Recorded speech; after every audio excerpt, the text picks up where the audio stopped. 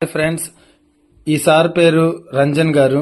ఈయన మన పిఎం గారికి, చంద్రబాబు నాయుడు గారికి, జగన్ గారికి, అబ్దుల్ కలాం గారికి వీళ్ళందరికీ పైలట్ ఇంజనీర్ గా వర్క్ చేస్తున్నారు కూడా ఇప్పటికి స్టిల్.